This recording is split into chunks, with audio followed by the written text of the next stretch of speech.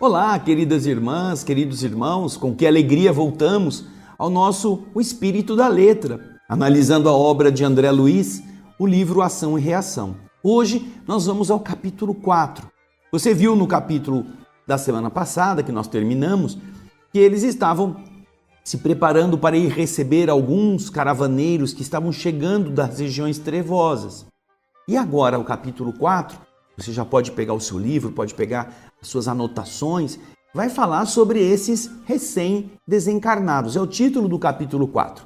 Vamos então, sem perder tempo, ao conteúdo do capítulo. Acompanhe conosco a leitura que André Luiz vai nos trazer sobre a descrição desse ambiente. Vamos lá. Nós havíamos atingido largo recinto, construído à maneira de um pátio interior de proporções grandes, e amplas.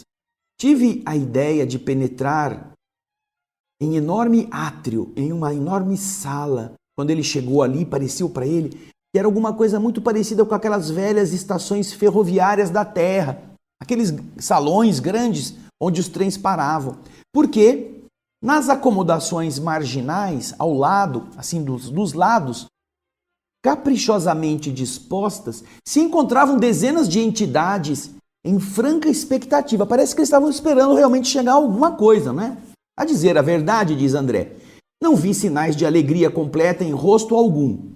Os grupos variados, alguns deles em discreto entendimento, dividiam-se entre o quê? Entre a preocupação e a tristeza.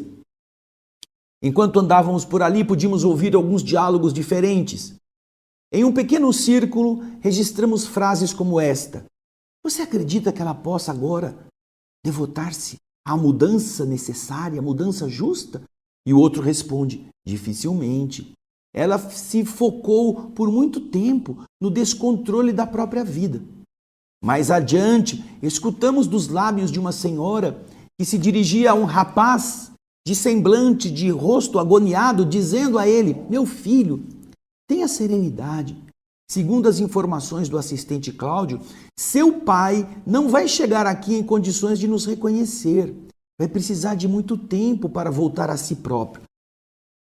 Em trânsito, não assinalava senão alguns retalhos. Enquanto eles estavam andando, ele só viu pedaços de conversa. A certa altura, na praça, em movimentação, Druso, generoso, nos entregou aos cuidados de Silas, mencionando que tinha obrigações urgentes que estavam tomando a sua atenção e que ele precisaria atender. Nós nos encontraríamos no dia seguinte, disse o instrutor. A promessa gentil me fez pensar a respeito do tempo. Ele vai encontrar amanhã. Aí André ficou pensando, nossa, amanhã. Olhando em volta a sombra que reinava, nós não sabíamos se era dia, se era noite. Por isso, havia ali naquele saguão um grande relógio com um largo mostrador que abrangia as 24 horas. E esse relógio funcionou aos meus olhos como uma bússola para o viajante, deixando-me perceber que estávamos em uma noite alta. Já era madrugada. E aqui tem uma nota do André Luiz dizendo que eles estavam falando de um ambiente que está muito próximo nos domínios da própria Terra, submetidos às mesmas leis que regulam o tempo, dia e noite, dia e noite. As regiões mais trevosas, umbralinas, mais densas, estão submetidas a essa rotina, não é? A esse mesmo processo de alteração da claridade e da escuridão com base no relógio das 24 horas. Aí, André Luiz volta ao texto nos explicando. Eu comecei a ouvir sons de campainha invisíveis que cortavam agora o ar. E, percebendo a nossa curiosidade, Silas esclareceu que a caravana comboio penetraria no recinto em alguns minutos. Para um pouquinho aí, vem aqui. Quando você vai tomar o trem, antigamente era assim, né? Você vai para a estação esperando o trem chegar. Só que você não sabe que horas o trem vai chegar, porque a linha do trem ela é comprida, às vezes está longe. Então, em determinadas estações, ou em quase todas, você ouvia um apito que informava que o trem estava mais ou menos a 1 quilômetro, para todo mundo já ficar preparado. Era já na Terra algo comum isso acontecer, ou seja, uma campainha informando que a caravana se acercava, que estaria no recinto em alguns minutos, como acontece nas estações ferroviárias que avisam que o trem está chegando. Antigamente era com um sino ou era com alguma campainha. Hoje em dia, as estações mais modernas, elas têm um mostrador de tempo. E você vai vendo, o próximo trem vai chegar em tantos minutos e ele vai diminuindo, porque ele conta os minutos da distância que o trem tem que percorrer na velocidade em que ele está. É um sistema computadorizado, muito mais perfeito. Aí André Luiz continua nos informando. Aproveitei os momentos para indagações que eu julguei necessárias. Que espécie de criaturas estávamos aguardando? Recém-desencarnados? Aqueles que haviam morrido há pouco tempo? Em que condições? Como se organizaria essa caravana-comboio? Vinha diariamente à instituição, atendendo a um horário certo, a um horário fixo? Em todo dia, tal hora, chega uma caravana? O Silas, que se dispuseram a nos assistir, nos informou que as entidades que estavam prestes a entrarem integravam uma equipe de 19 pessoas, acompanhadas por 10 servidores da casa, que eram os que orientavam essa excursão. E as 19 pessoas eram quem? Eram recém-desencarnados em desequilíbrio mental. Eles não tinham equilíbrio mental para entender o que estava acontecendo. Mas eles tinham méritos. Eles eram credores de uma assistência imediata. Então, logo o corpo tenha morrido. Uma vez que eles não se achavam em desespero, nem haviam se comprometido totalmente com as forças dominantes nas trevas. E ainda nos indicou que a caravana era constituída de trabalhadores especializados, sob a chefia de um atendente, e que viajavam com simplicidade, sem carros retumbantes, sem transportes assim muito grandes, apenas conduziam o material indispensável à locomoção no pesado ambiente das sombras e eram ajudados por alguns cães inteligentes e prestimosos.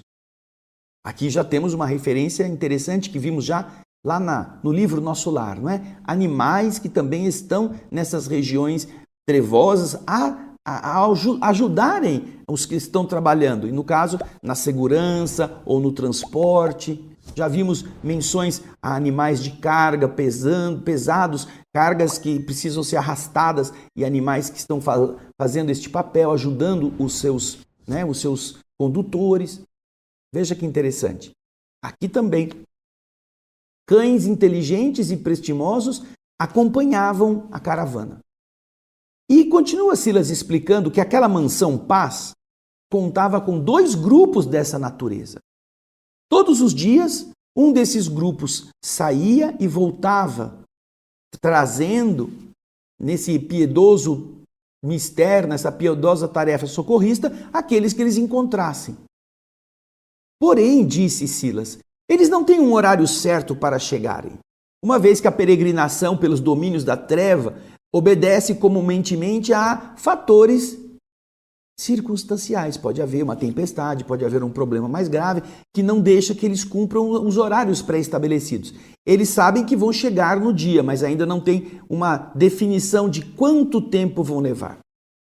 Bom, mal havia terminado o interlocutor de falar e a expedição entrava no enorme salão, no enorme átrio. Os trabalhadores responsáveis estavam aparentemente calmos. Alguns demonstravam, entretanto, no olhar, uma preocupação mais profunda. Os recolhidos, no entanto, aqueles que foram trazidos, os 19, com exceção de 5, que estavam na maca, desmemoriados e dormentes, os outros revelavam perturbações manifestas. Em alguns, pareciam como uma loucura desagradável, se bem que uma loucura pacífica.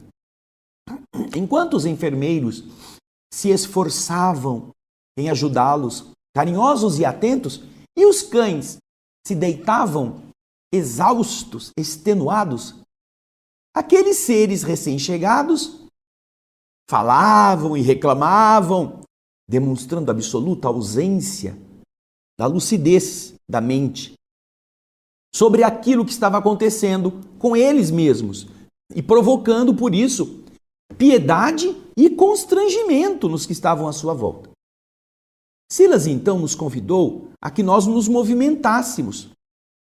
Efetivamente, diz André, cabia a todos nós fazer algo na ajuda, na cooperação com estes que estão chegando. O chefe da caravana aproximou-se de nós e o assistente Silas o apresentou num gesto amigo. Era o atendente Macedo, valoroso condutor das tarefas socorristas. Afeiçoados e parentes dos recém-chegados também cercavam esses recém-chegados agora com expressões de alegria e de sofrimento. Algumas senhoras, que eu havia visto antes em uma ansiosa expectativa, agora derramavam lágrimas discretas. Notei que as criaturas recém-desligadas do corpo de carne, perturbadas como se achavam, carregavam com elas todos os sinais das doenças que haviam imposto ao seu corpo a morte física. Morreu de problema pulmonar, então vinha com falta de ar. Morreu de uma ferida na perna, então vinha com a ferida na perna. Morreu de um infarto fulminante, vinha com dor no peito, aquela expressão dolorosa. Todos estavam ali carregando as marcas das doenças que a eles havia imposto o perecimento físico. Se eu fizesse, diz André, um ligeiro exame clínico, poderia, sem dúvida, ler e fazer um diagnóstico de cada um deles. Uma simpática senhora aproximara-se de uma jovem, ou seja, uma pessoa mais idosa, um espírito, se aproximou de uma jovem senhora, que vinha amparada pela ternura de uma das enfermeiras da instituição. E a senhora mais velha, abraçando a moça, chorava sem palavras. A moça que acabara de desencarnar recebia dessa senhora mais idosa os carinhos, rogando comoventemente: não me deixe morrer, não me deixem morrer. Mostrando-se presa na lembrança dos momentos finais do corpo físico, de olhos torturados e lacrimosos, essa jovem senhora endereçou-se a Silas, exclamando como se fosse um sacerdote: Padre, Padre, venha até aqui e deixa cair sobre mim a bênção da extrema unção. Contudo, afasta da minha alma a foice da morte. E ela continua: tentei apagar minha falta, fazendo caridade para com os desprotegidos da sorte. Mas a ingratidão, praticada com a minha mãe, fala muito alto em minha consciência infeliz. Por que o orgulho me cegou assim tanto, a ponto de condenar a minha mãe à miséria? Por que não possuía eu, há 20 anos atrás, a compreensão que tenho agora? Pobrezinha, padre, lembra-se dela? Era uma atriz humilde que me criou com imensa doçura, concentrou em mim a existência. Do palco festivo, desceu ao rude trabalho doméstico para conseguir o nosso pão. Tinha a sociedade inteira contra ela, e meu pai, sem ânimo de lutar pela felicidade de todas nós, abandonou-a e deixando arrastar-se na extrema pobreza, acovardado e infiel aos compromissos que ele havia livremente assumido. Olha a tragédia, hein? Olha a consciência recordando. Olha a doença que carrega a culpa. André Luiz continua. A infeliz criatura parou um pouquinho, fez um pequeno intervalo, misturando as próprias lágrimas com as lágrimas da nobre matrona que a aconchegava de encontro ao peito. E de mente ainda aprisionada a essa confissão que fizera no momento da morte, os últimos instantes da sua vida, continuou como se tivesse o sacerdote ali do seu lado. Padre, perdoe-me em nome de Jesus.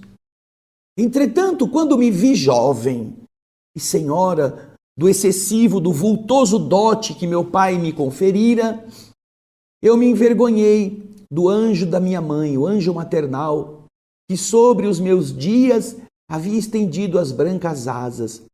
E então, unindo-me ao homem vaidoso que eu desposei, expulsei minha mãe de nossa casa.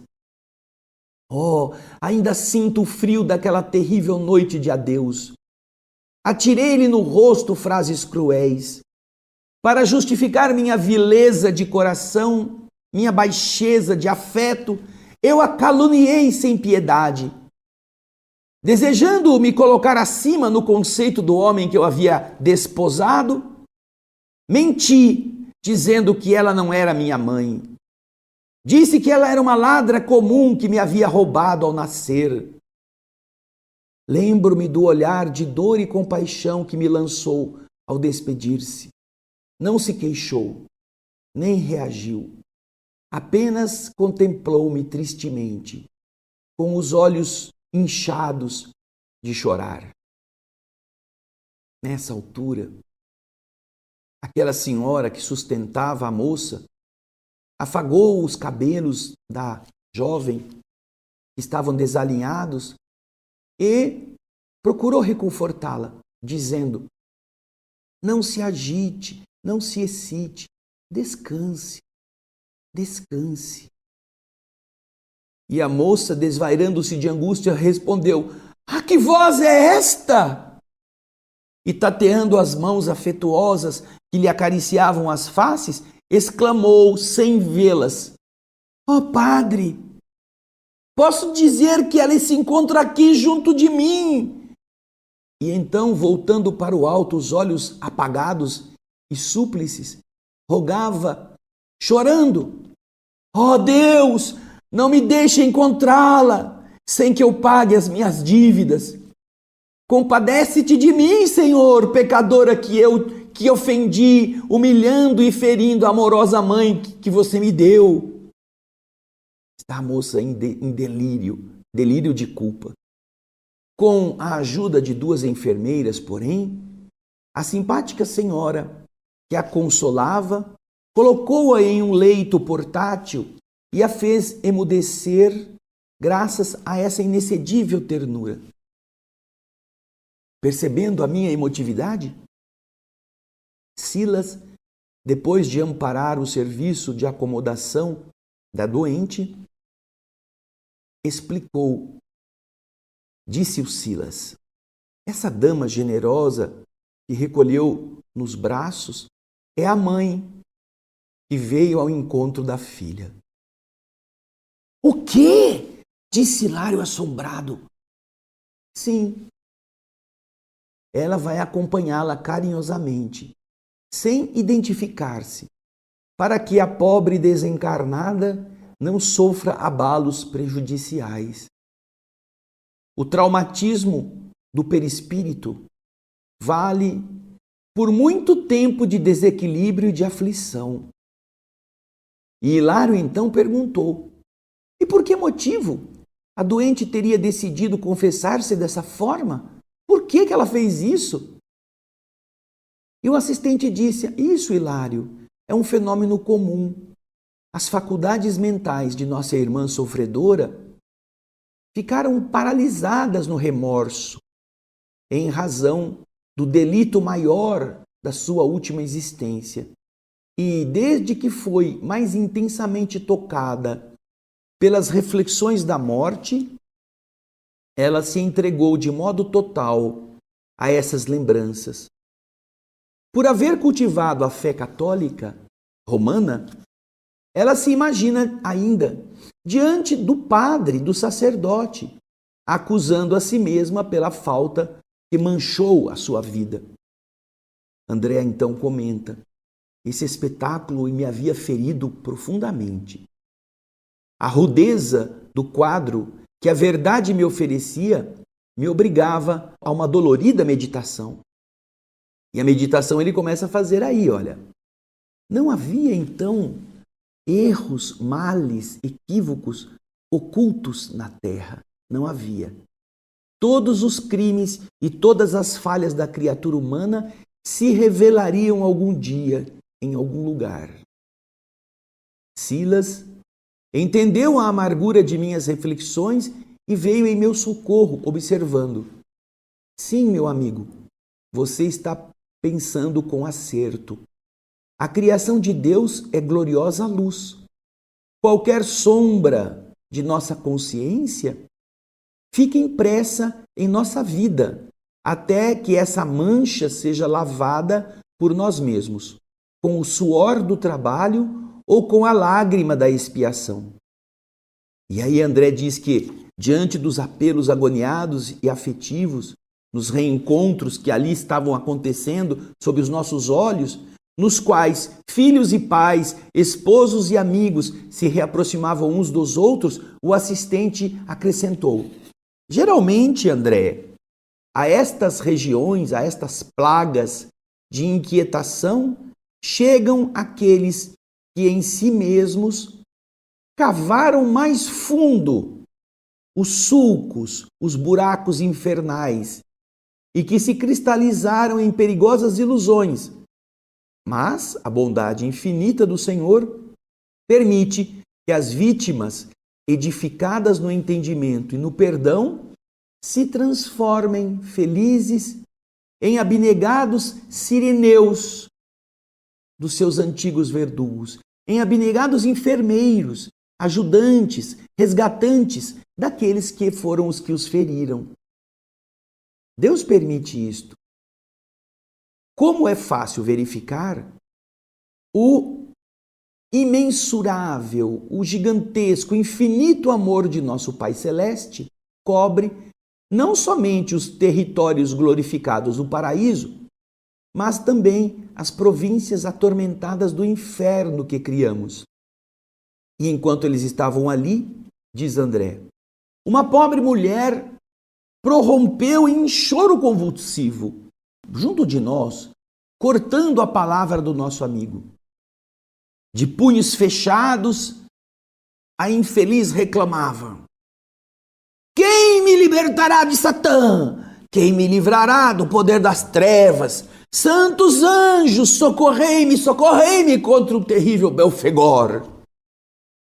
Silas nos convocou a ajudar magneticamente, imediatamente ali. Enfermeiros presentes correram solícitos, impedindo que a crise da pobre mulher se agravasse. Maldito! Maldito! Repetia a demente, persignando-se, se benzendo, fazendo o sinal da cruz. Invocando o socorro divino através da oração, eu procurei anular na mulher os movimentos desordenados, adormecendo-a pouco a pouco.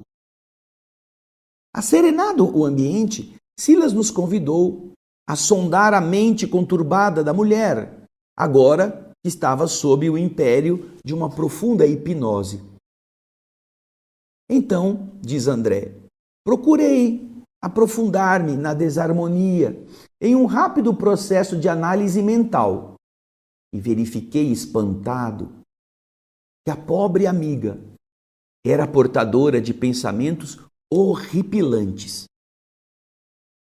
Como que, enraizados no seu cérebro, eu via escapar do campo íntimo a figura animalesca de um homem agigantado, de longa cauda, com a fisionomia de uma cabra, um caprino degenerado, exibindo pés em forma de garras e ostentando 2 chifres, sentado numa cadeira tosca, como se vivesse em perfeita simbiose com a infortunada criatura, em uma mútua magnetização.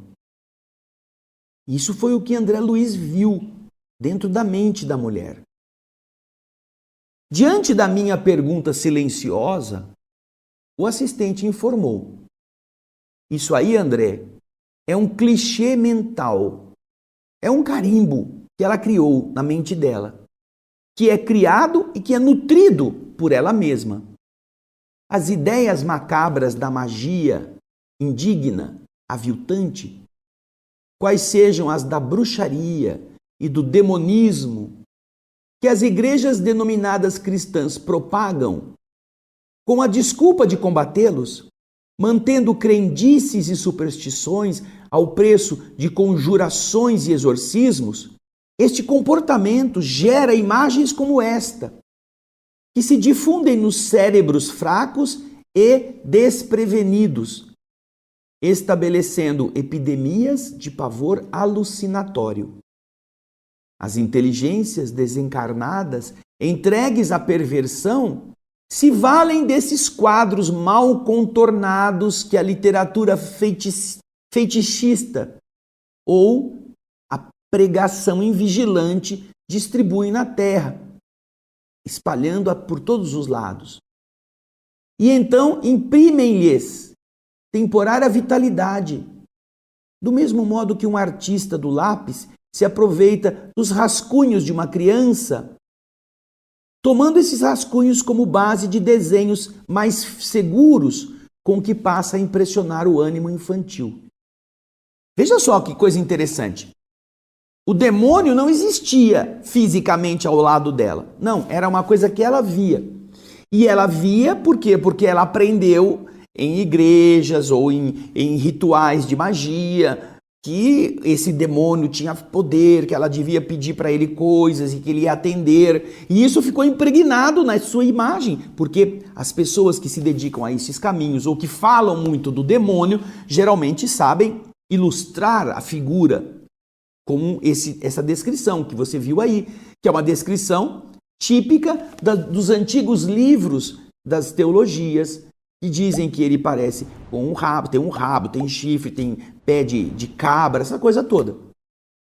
E então, as entidades perturbadoras, percebendo que os encarnados ou os desencarnados que não estão em domínio de si mesmos possuem essas imagens, eles pegam essas imagens e então utilizam essas imagens para torná-las mais vivas. E isto para impressionar o ânimo infantil e fazer a pessoa achar que de verdade é o demônio que está ali com ela. É um clichê mental que serve de base para que os outros espíritos negativos se apeguem e façam a gente ter medo daquilo que pode parecer inclusive maior e mais vivo, mais bem construído. Aí André volta ao texto dizendo: o esclarecimento se apresentava a mim como uma oportuna chave para a solução de muitos enigmas. No capítulo da obsessão. Porque isso é muito comum. Capítulo esse, no qual os doentes começam atormentando a si mesmos e acabam atormentados por seres que se afinam com o desequilíbrio que eles possuem. Hilário, que observava atentamente o duelo íntimo entre a doente prostrada e a forma pensamento que vinha se sobrepor à sua cabeça, que aparecia fora dela, em cima da cabeça dela, falou comovido. Ele mesmo disse: lembro-me de haver nas minhas mãos visto há muitos anos um livro na terra da autoria de Colin de Plancy, que foi aprovado pelo arcebispo de Paris, trazendo a descrição minuciosa de diversos demônios. E creio, disse o Hilário, que eu vi uma figura gravada nessa obra muito parecida a essa que nós estamos vendo aí na cabeça da mulher. Silas, então, adiantou-se confirmando: é isso mesmo. Esse que vocês estão vendo criado pela mente da nossa irmã é o demônio Belfegor, segundo as anotações de Jean Veiller, que imprevidentes autoridades da igreja permitiram se espalhasse nos círculos católicos. Conhecemos o livro a que se refere. Tem criado empecilhos tremendos a milhares de criaturas que, de maneira inadvertida, acolhem tais símbolos de Satanás, oferecendo-os a espíritos bestializados que os aproveitam para formar terríveis processos de fascinação e de possessão. André então está dizendo agora, olha, eu ficava pensando quanto aos problemas dos moldes mentais na vida de cada um de nós. Quando a gente fica pensando naquelas coisas fixas que servem de modelo para os nossos obsessores atuarem. Quando então o assistente, surpreendendo a minha pergunta, disse bem-humorado: aqui, André, é fácil reconhecer que cada coração edifica o inferno em que se aprisiona de acordo com as próprias obras. Assim temos conosco os diabos que desejamos, segundo o figurino escolhido ou modelado por nós mesmos. Foi o comentário do assistente Silas. Porém, o serviço assistencial que eles estavam ali exigia mais cautelosa atenção. E por isso, removemos a doente para o aposento limpo e bem posto que a esperava. Decorridos alguns minutos, voltamos ao pátio, então já descongestionado e silencioso. Algumas sentinelas, alguns guardas da noite velavam incansáveis e atentos. Os tormentos entrevistos forçavam-me a pensar. Eu já havia estudado muito sobre o pensamento e de fixação mental. Todavia, a angústia daquelas almas recém-desencarnadas me infundia compaixão e quase terror. Então eu confiei ao amigo que nos acompanhava bondoso a indefinível tortura de que me via objeto, e o assistente esclareceu com sabedoria. André, em verdade, estamos ainda longe de conhecer todo o poder criador e aglutinante que o nosso pensamento puro possui. No pensamento estão ali enraizados todos estes. E em razão disso, tudo nós devemos fazer por libertar os entes humanos de todas as expressões perturbadoras da vida íntima. Tudo o que nos escravize à ignorância e à miséria, à preguiça e ao egoísmo, à crueldade e ao crime, é fortalecimento da treva contra a luz e do inferno contra o céu. E talvez porque ele desejasse ardentemente, ou eu desejasse ardentemente, mas alguma anotação em torno desse assunto transcendente, Silas acrescentou: recorda-se de haver lido alguma memória alusiva às primeiras experiências de Marconi nos princípios do telégrafo sem fio? Algum assunto, alguma reportagem? E André então responde: sim, eu me lembro de que o sábio Marconi, Guglielmo Marconi, ainda muito jovem, se consagrou ao estudo das observações de Henrique Hertz, o grande engenheiro alemão que realizou importantes experiências sobre as ondulações elétricas, comprovando as teorias da identidade da transmissão entre a eletricidade, a luz e o calor irradiante. E eu sei que, certa feita, tomando o oscilador e combinando com a antena de Popov e com o receptor de Branly, no jardim da casa do seu pai, ele conseguiu transmitir sem fio os sinais do alfabeto Morse. Foi a experiência de Marconi. Mas, pergunta André, o que é que isso tem a ver com o pensamento?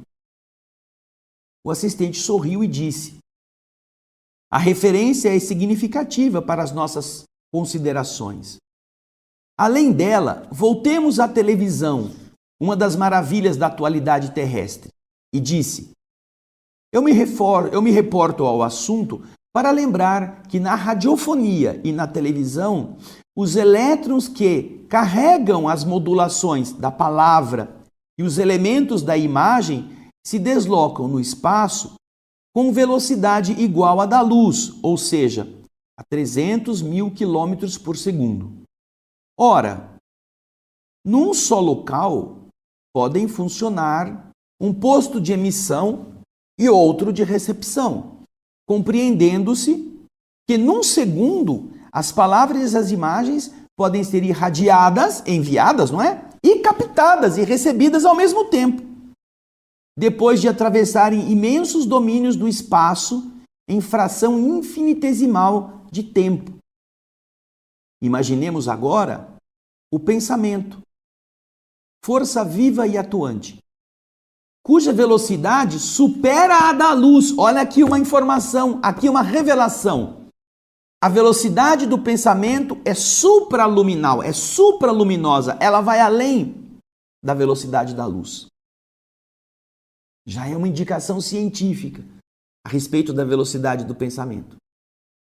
Emitido por nós, diz André, na descrição do que Silas está explicando, ele volta inevitavelmente a nós mesmos, obrigando-nos a viver de maneira espontânea em sua onda de formas criadoras, que naturalmente vão se fixando em nosso espírito, quando alimentadas pelo combustível do nosso desejo ou de nossa atenção. Daí a necessidade imperiosa de nos situarmos nos ideais mais nobres e nos propósitos mais puros da vida, porque energias atraem energias da mesma natureza. E quando estacionários na viciação, ou na treva, ou na sombra, as forças mentais que nós exteriorizamos retornam ao nosso espírito, reanimadas, intensificadas pelos elementos que se harmonizaram com elas, engrossando dessa forma as grades da prisão em que nós nos detemos de maneira irrefletida, a converterem a nossa alma num mundo fechado, em que as vozes e os quadros de nossos próprios pensamentos, adicionados pelas sugestões daqueles que se afinizam ao nosso modo de ser, nos impõem repetidas alucinações, anulando-nos de modo temporário os nossos sentidos sutis. E depois de uma ligeira pausa, o assistente Silas concluiu: é por esse motivo que, efetuada a supressão do corpo físico no fenômeno comum da morte, a criatura desencarnada, movimentando-se num veículo mais plástico e mais influenciável, pode permanecer longo tempo sob o cativeiro de suas criações menos construtivas, detendo-se em largas faixas de sofrimento e de ilusão, com aqueles que lhe vivem os mesmos enganos e pesadelos. Se tornam sócios. A explicação não podia ser mais clara. Eu e Hilário nos calamos, dominados por igual sentimento de respeito e reflexão. Silas nos percebeu a atitude interior e generosamente convidou-nos ao descanso, em que por algumas horas conseguiríamos repousar e pensar. Repousar e pensar. Puxa vida! Tão claro foi, não é? O que aconteceu com cada um. E tão clara foi a explicação do Silas sobre como que o nosso pensamento, em velocidade supraluminal, acima da velocidade da luz, sai e volta, sai e volta. Se nós somos negativos, vamos ser contaminados por nós mesmos. Só que quando sai, ele sinaliza para as entidades que também têm as mesmas intenções, os mesmos padrões vibratórios, que nós somos daquele jeito. Então eles também somam suas vibrações negativas e nós recebemos de volta aquilo que enviamos piorado. E às vezes com as companhias junto. E quando o nosso corpo morre, nós ficamos aí reféns apenas do nosso espírito, do nosso perispírito, que é muito mais plástico, muito mais modelável e pode sentir com muito mais intensidade o peso dessas influências. Você viu que eles falaram que o indivíduo começa obsedando a si mesmo, com ideias fixas, com manias, e termina obsedado por entidades muito piores. Porque é isso. Você começa com as manias que são suas, que você não para pensar, envia esse sinal, envia essa ideia, envia esse anúncio e vai acontecer de trazer muitos outros. Não, é isso mesmo, vamos ajudar, a gente também gosta da mesma coisa. E por fim você acaba ainda mais fanático, ainda mais maníaco, até o ponto da alucinação. Howard Hughes não podia lavar a mão, ele tinha medo de bactéria. Vivia lavando a mão, desesperado, andava com luva, todo mundo tinha que usar luva, ficou, lelé da cuca. Mas não por causa dele só, por causa de todas essas pressões que diariamente chegam aos que estão desavisados. Puxa vida, vale a pena você voltar a ler e pensar sobre isso, né? Mania nós temos todos, mas não é só uma mania, é quando você fica fixado nisso. Aí o pensamento vai e volta sempre, mantendo você nesse círculo aprisionado. Na próxima semana nós vamos para o capítulo 5, Almas Enfermiças. Já vai lendo. Eu acho que nós vamos aprender muita coisa a respeito de nós mesmos neste capítulo. E eu agradeço muito o seu carinho, sua participação, a sua solidariedade em fazer outras pessoas conhecerem o espírito da letra, porque isso vai libertar a mente de muitas pessoas para que elas não sejam vítimas de si mesmas, tá bom? Eu espero você no nosso próximo programa. Muito obrigado pelos e-mails, obrigado pelo carinho, pelo compartilhamento que você faz. E então nos encontraremos no próximo capítulo 5, Almas Enfermiças. Até lá, muita paz.